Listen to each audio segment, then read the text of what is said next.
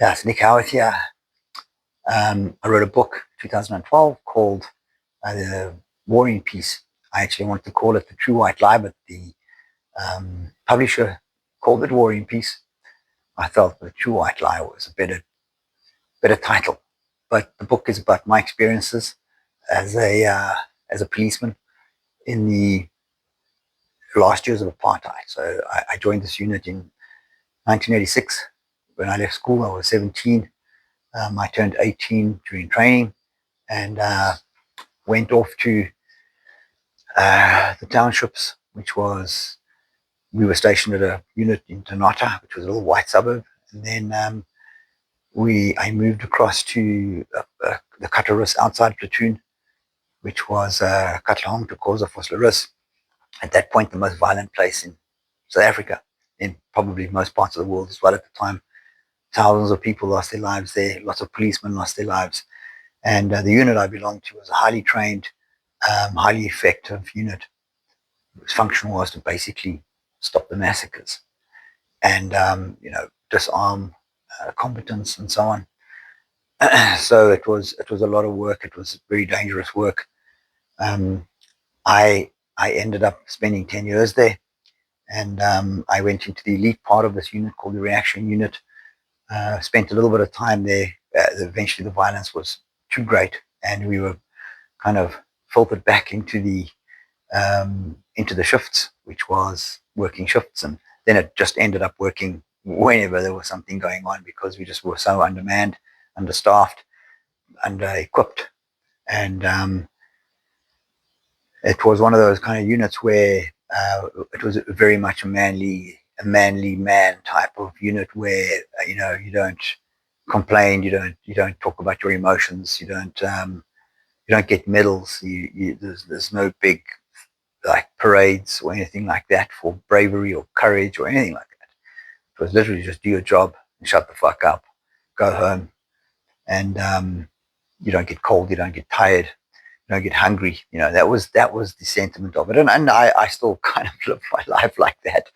And I'm a proper Gen Xer, so it was not like today. It's very very different. It was very very different policing on our cell phones and everybody trying to catch you out. And well, we did have that, but not to the degree that people have it today, that these soldiers and police have it.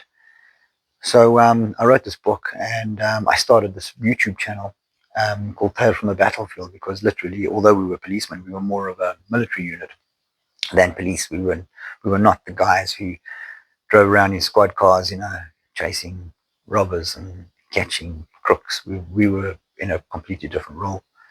Um, and I did spend a bit of my last few months in the police in a specialized unit that would track down armed robbers and murderers. In South Africa, it's called the Murder and Robbery Unit. I was just a door kicker and a house clearer, but so I wrote this book and it did very well in South Africa. And it's a very good book. It really tells the tale of um, all the policemen who were in the townships then. And there was a lot of friends that I lost. Some of them brutally murdered on duty, some off duty, and we we endured a lot. And at the end of the whole thing, it was a little bit like feeling like a Vietnam vet, where we were ostracized at the end of it for being part of the apartheid regime. And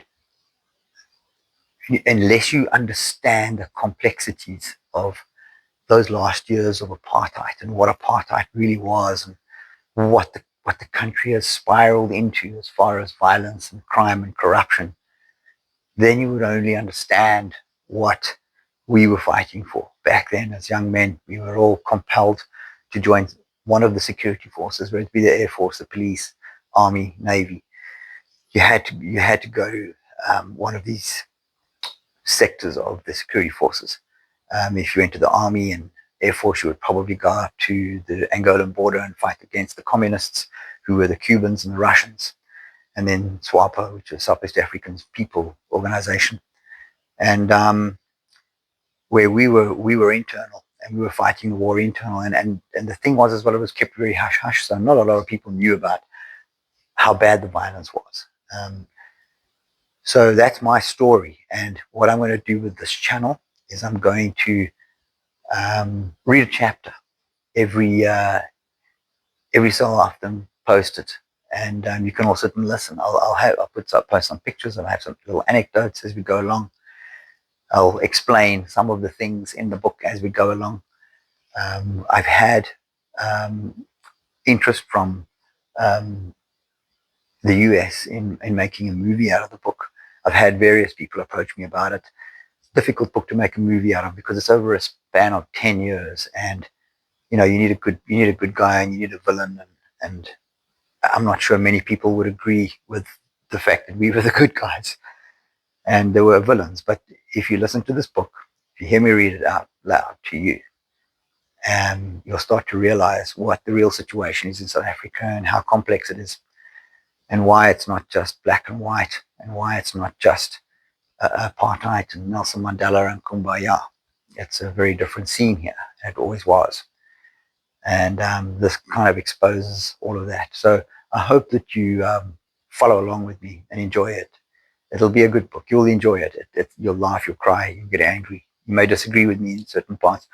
But one thing it isn't is really a political book. It's not a political book.